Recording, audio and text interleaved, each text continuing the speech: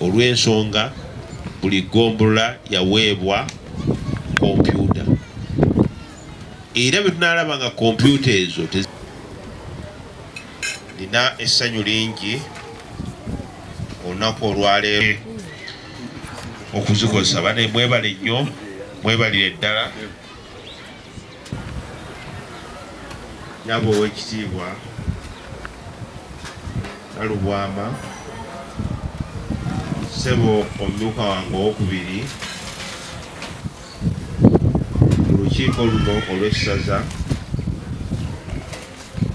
olutudde olunaku olwaleero nga tukubaganya ku nsonga enkulu kutya eggombo essaza lyaffe lino bwe linaagenda mu maaso.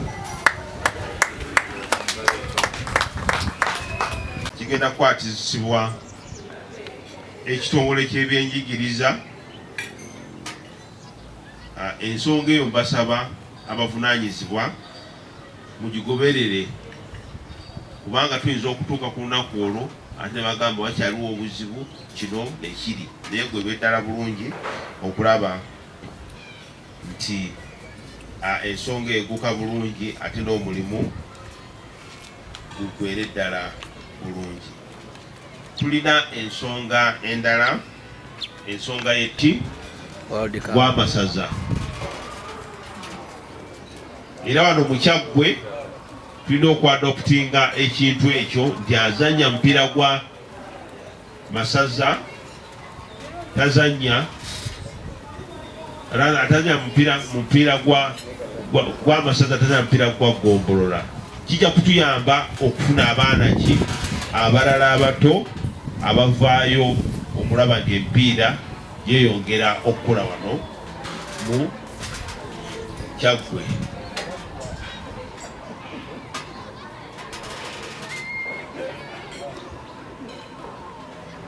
Mu ngeri y'emu bassebo ne bannyabo, enteekateeka ez'okutongoza olukiiko olwa ssaza Kyaggwe olugenda okuddukanya omupiira 2026 zigenda mu maaso, era nkasanga omwami Katende ensonga ezo azitambuza ddala bulungi. Mu bbanga eritali lyewala olukiiko lujja kwanjulirwa essaza ate enteekateeka zeeyongere okugenda mu maaso.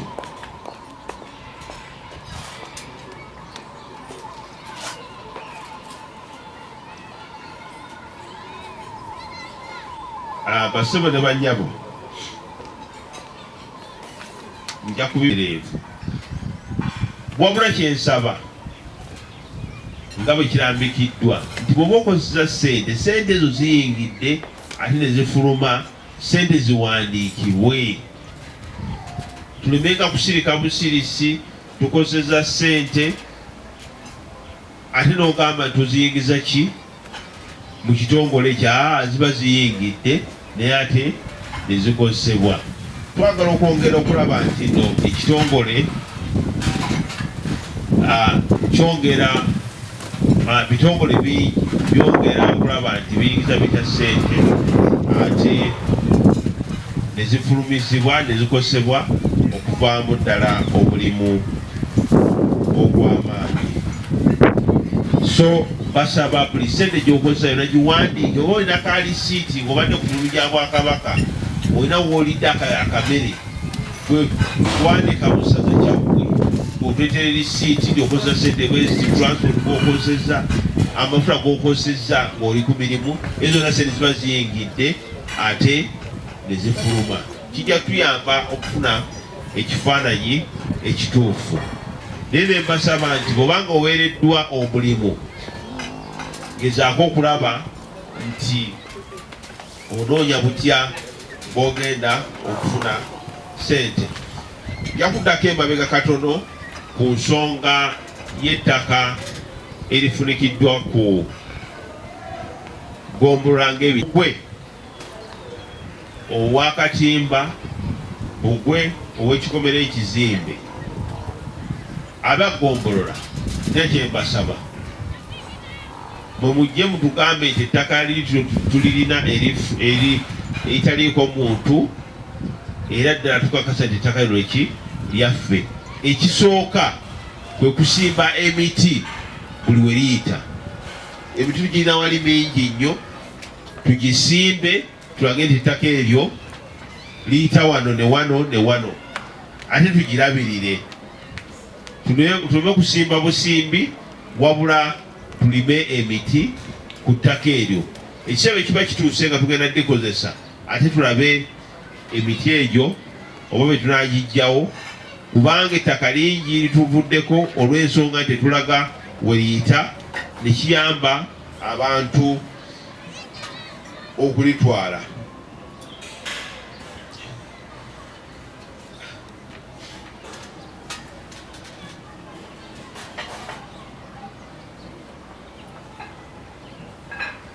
Ate munasonyiwa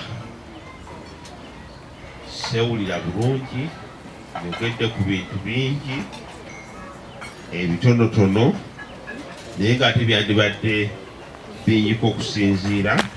Naye abantu bangi baagala okukozesa omukisa ogwo okulaba nti abantu baffe abali ku mbalama z'ennyanja bava mu ttaka eryo, bo nga balina ekigendero ekirala ekyokulitwala, ate biri bayambe gye bujja bo ng'abantu okufunamu. Ng'abakulembeze tulina okukubiriza abantu baffe okuba nti bakola ekintu ekituufu. Nja kwagala okwongera okumanya ku nteekateeka ezo eziri mu kitundu ekyo, ate tulabe ekyekkola n'okumanya baani abo bagenda bagamba abantu nti abantu batunde ebibanja byabwe, ate badde mu bitundu ebirala. Enteekateeka mu Bwakabaka sigimanyi oba tebannantegeezaako. Ku nteekateeka era endala ekolagana ku ttaka, ensonga zingi ziri ku ttaka, abakulembeze okuva mu PLP abajja ku nsonga z'ettaka mu butuufu balina kusooka kutegeeza saza kitundu ki gye balaga. Naye olw'okuba nti abantu obukulembeze abamu baba tebategeera ddala nsonga zina kutambula zitya, ne basala busazi, nekisanga nti ate oluvannyuma gye bali, nja kukozesa Akangereza, bebiba akafayaringa, ate abantu baba balina kukola ki? Kudda ku ssaza. Naye ng'enteekateeka baba balina okusooka okweyanjula mu ngeri yonna okulaba ebintu bwe bitambula.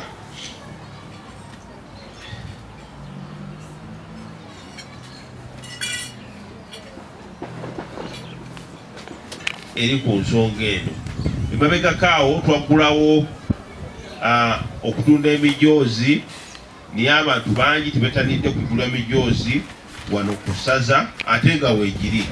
Nyaba omuwanika emijoozi gitambula, emijoozi okutambula gitambula Kasoobo. Naye mbasaba enteekateeka ezo tulabe tuzeenyigiramu, era nga munategeezebwa nti emisinde gigenda kugulibwa wano gugulwawo wano okutandika ku ssaawa emu ey'okumakya nga tusasimbula aba-21 ate oba tusambule ab'e10 awamu n'ab'e5. Twagala abantu bajje mu bungi, ate naddala ffe abakulembeze okubaawo ku nsonga eyo. Olunaku olwo Kawuga nayo ejja kubeera wano, n'ab'omu kitundu wano abaliraanyeewo nabo bajja kubeera ki wano. Twafuna obuzibu byonna omulundi guno gyali cash down, ng'osasula ssente n'ojjayo emijoozi. Naye nezo gombolola ezalina amabanja agabanjibwa ku mijoozi egy'omwaka oguwedde nyingi tegyakkirizibwa okujjaku nga zimaze okusasula amabanja ago. Emaze okulaba ekaazi 40 mu gombolola ziriwa. Ekyo nekikyalimu obuzibu bw'amaanyi nti weesanga eggombolola nga ligamba nti kino ekifo ki kyalyo, naye nga kyamazima ebitundu ebimu si byaki si bya ggombolola ng'ettaka eryo liri bweru wa ggombolola. Ne twasaba Buganda Land Board yetegereze ebitundu ebyo era mu ngeri y'emu ensonga eyo gyeri ekasawo ne magombolola amalala ku nsonga y'ettaka. Naye nsuubira nti olw'obukulu lw'ensonga ya Mutesa I Royal University ettabi ligenda kutandikibwa e Bwikwe, nzikiriza nti Buganda Land Board ejjayo tekijja mangu yetegereza ekintu ekyo kubanga abantu bangi ensonga eyo baginamu omukono gw'amaanyi nnyo nnyini ddala.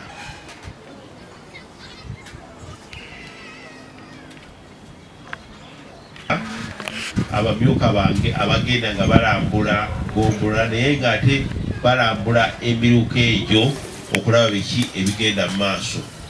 Omwami Katende webali nnyo webali eddala n'omumyuka wange asooka yampa alipoota ku ebyo basanze mu byalo. Basaba twongeremu ki maanyi okulaba nti tweyongera okutambulira ddala obulungi kubanga obuweereza buli wansi eyo. Kayisi newe yeekubidde egundi nze buli we ngende nyenga bayidayo mu activities ezisinga mbeera naye ne ku luno bwe twagenda okuza olunaku lw'abakyala era ow'omuluka ow'ennamwezi ye yawa report tuli wano ku kitawuluzi mukiraba naye banwanyisa bannaye banwanyisa baagala kitwala ow'abakyala n'abaana siima nze ssentebe naalibadde njagala nnyo eggombolola lyaffe likole ki naye essaza lyaffe ligende mu maaso buli kimu tukyenyigiremu naye otuuka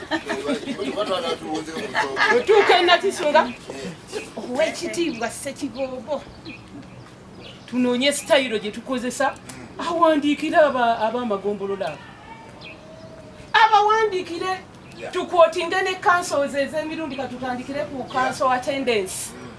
Council z'okoze ki oli zaamiisinze nze nalinga njagala nnyo nozikozesa mu kitongole kyange ow'abakyala twakatuuza council za mirundi 3 tojjangalayo mu council neegi mbugo ow'abakyala n'abaana mu ggombolola oba okola ki nga bye tuteesa tobifuna obizzeewa tuwandiike ebbaluwa ow'ekitiibwa akozesa obuyinza bwe Ssaabasajja bwe yakola ki nga nabana abaami bwe bafuna omuntu omubezi bano abaami obalaba nabo bali eyo basobola okuba basobola okufuna abantu ab'enjawulo oli n'agamba nsobola okukola n'ono oba ono asobola bw'aba omwami nga yaliko gundi kati nyinza ekutte wansi n'awaggulu mu lukiiko lwa leero kituufu tulina okusoomoozebwa nti ettaka lya Ssaabasajja Kabaka ate ddala ery'embuga bannakigwanizi bangi balyegwaniza nnyo era balirumbye baagala oddisaanyaawo. Bw'ogenda e Kasawo embuga ya Ssaabasajja Kabaka emu ku mbuga ez'amaanyi engundi mu Kyaggwe tekyalina ne bwesobola kuteeka kaabuyonjo kubanga yonna yeetooloddwa abagamba nti wano waffe ate ekyennaku beeyambisa obuvunaanyizibwa oba ekifaananyi ekya gavumenti eya wakati beeyita bantu ba State House. Kaakati n'ekyo tusaba gavumenti eveeyo emanye nti abantu abeerimbika mu kifaananyi kya State House boonoona ekitiibwa kya gavumenti etufuga n'okukyayisa gavumenti yaffe etufuga kubanga ye olufuna akantu konna akeefaananyiza State House nga yeeyita State House gajja awamba ettaka ly'Obwakabaka bwa Buganda. Ekyo nno tukivumiriranga abakulembeze abamu ba Ssaabasajja Kabaka kubanga kigenda kutwawulayawula n'okwawula Buganda ku Uganda olw'abantu bannakigwanizi naye kibba ttaka mu Kyaggwe kingi era kinene era tusaana tukivumirire kirabike nti kikoma. Oyagala kunkubya Nyanza eri Nyanza Katende Fred omumyuka wa Ssekiboobo ow'okubiri tubadde wano leero mu kanso meeting y'essaza nga ne kanso y'omwaka nga tuli mu kweteekerateekera emikola egy'enjawulo oli olunaku lwa Kyaggwe ate era n'amazaalibwa ga baffe Ssaabasajja Kabaka wa Buganda. Ffe nga bannakyaggwe ffenna wamu twagala okuyezaayeza beene tutuuka okukula eby'emyaka 71 ate era twagala okumuyizaayiza olw'okutuuka ku myaka egyo n'obuweereza obw'enjawulo obutasangikasangika era obwenkizo. Tumwebaza olw'omulimu gwaliko gw'okulwanyisa obulwadde bwa mukenenya mu Buganda yonna ne mu Uganda yonna. Afuuse omuli mu nsi yonna mu kulwanyisa obulwadde bwa mukenenya era ye nnamba emu. Abalala bali mu kutugumbula bannaabwe eyo mu Buwarabu, naye ye Ssaabasajja Kabaka ali mu kulwanirira bannansi okubeera n'obulamu. Ekyo tukimwebaliza era tusaba Katonda amuwangaaze emyaka ezisobola na kwogera mu kamwa kange. Era tumwebaza olw'okukubiriza bannansi bonna okuwaayo ne beenyigira mu misinde. Era tubakunga naffe nga bannakyaggwe bonna baggweyo bajje beetabe mu misinde gya Ssaabasajja Kabaka okusobola okuggyayo omulamwa n'ekigendererwa eky'enteekateeka eyo nga Ssaabasajja Kabaka bwe yasiima n'akituwa ng'ekirabo okumukwatizaako tusobole okulwanyisiza awamu obulwadde bwa mukenenya. Ayi Ssaabasajja Kabaka magala. Ekutte wansi ne waggulu mu lukiiko lwa leero. Kituufu tulina okusoomoozebwa ettaka lya Ssaabasajja Kabaka ate eddala ery'embuga bannakigwanizi bangi balyegwanizza nnyo era balirumbye baagala olisaanyaawo. Bw'ogenda e Kasawo, embuga ya Ssaabasajja Kabaka emu ku mbuga ez'amaanyi engundi mu Kyaggwe tekyalina ne bwesobola kuteekako abulungi kubanga yonna yeetooloddwa abagamba nti wano waffe. Ate ekyennaku beeyambisa obuvunaanyizibwa oba ekifaananyi ekya gavumenti ya wakati, beeyita bantu ba State House.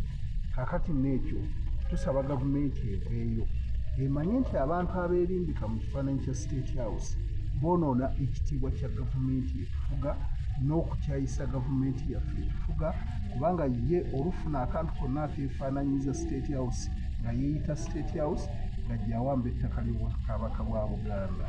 Ekyo nno tukivumiriranga abakulembeze abamu ba Ssaabasajja Kabaka kubanga kigenda kukwawulayawula n'okwawula Buganda ku Uganda olw'abantu bannakigwanisi. Naye kibba ttaka ekyaggwe kingi era kinene era tusaana tukivumirire kirabike nti kikoma. Tuba mwenda olugombola y'eggoma nga twebaza Ssaabasajja Kabaka olw'okusiima nakkiriza ejaguze amazaalibwa ge ag'ensanvu ekitiibwa era yatukubiriza abaami tubeere basaale nga ye baali omusaale mu nteekateeka y'okulwanyisa akawuka. Era nsaba n'abaana abalenzi n'abawala okwongera okwekuuma mu nteekateeka eyo. Kuba buli lw'ogula omujoozo kyongera okukujjukiza nti akawuka kakyali era olina okuteeka. Okubiriza bannakyaggwe mwenna wamu n'Obuganda ku Ssande nga 12 okujjumbira emisinde gya Ssaabasajja Kabaka era mugule emijoozi egy'emyaka 71 gya Ssaabasajja Kabaka eriko ekifaananyi kya Kabaka. Era ffe nga ba St. Mary's Junior School twaguze dda emijoozi gya kakadde, abaana beetegese dda okudduka. N'olw'ensonga eyo nkubiriza amasomero amalala n'abantu kinnoomu okwongera okugula emijoozi egyo ate tubeerewo tudduke saale ku nsonga y'akawuka ka siriimu. Olw'ensonga abaami ffe tulumba abakyala ne tubasaba omukwano ne tubabuulya ebyama byaffe bitwagala. Kati ffe tulina okukuuma abaana abo abawala abakyala bonna akawuka ka siriimu. Bwe tuneekuuma ne tubeera n'abakyala baffe ab'omu maka, abaana abato ne musooka mulindako oba ne mukozesa obupiira, kijja kutuyamba okuba nga tukuuma abaana abawala ab'enkya naffe ate okwekuuma okusobola okubeerawo. Patrick Ssaabasajja gwe yasiima n'ankwasa ekitongole ky'obuwangwa ennono n'obulambuzi mu ssaza ly'e Kyaggwe. Twebaza Mukama Katonda olw'ensi nyaffe Buganda gye yatuwa, era twebaza olw'akatonyeze kubanga Kabaka kaba katonyeze akava waggulu akakka ku nsi, era nga mu kiseera kino tuli mu nteekateeka zonna ezigoberera nga tujjukira amazaalibwa ga Ssaabasajja Kabaka ag'emyaka 71. Twebaza Katonda olw'obulamu bw'awadde Ssaabasajja era ne twebaza obukulembeze okuviira ddala ku Katikkiro ab'amasaza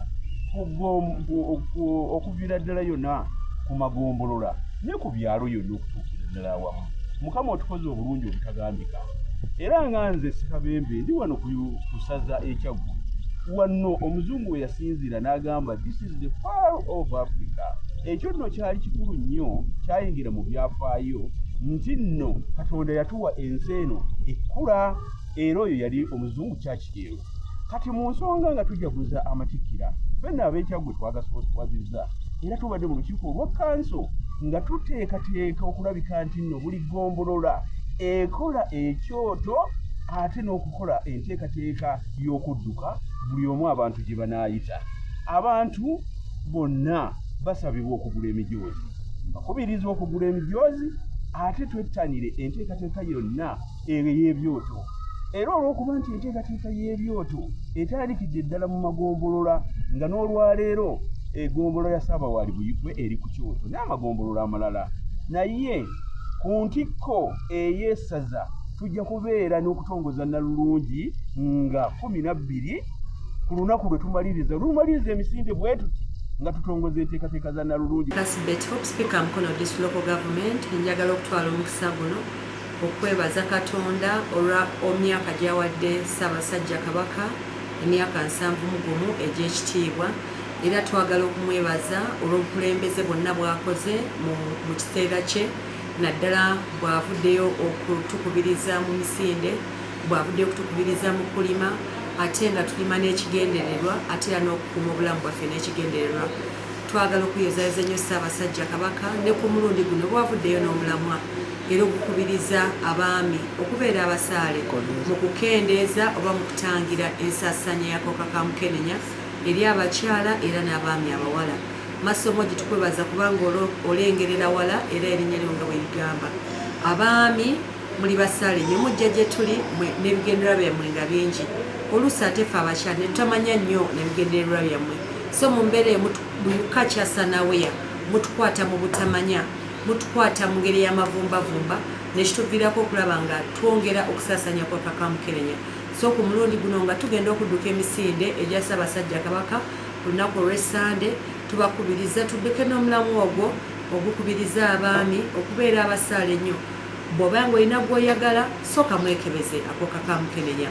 Bwe mwesanga nga like munno okyamwagala mukozesa obupiira kw'oweebuli okutangira ensaasaanya za kawuka ka Mukenenya ate n'endwadde endala zonna ez'ekikaba.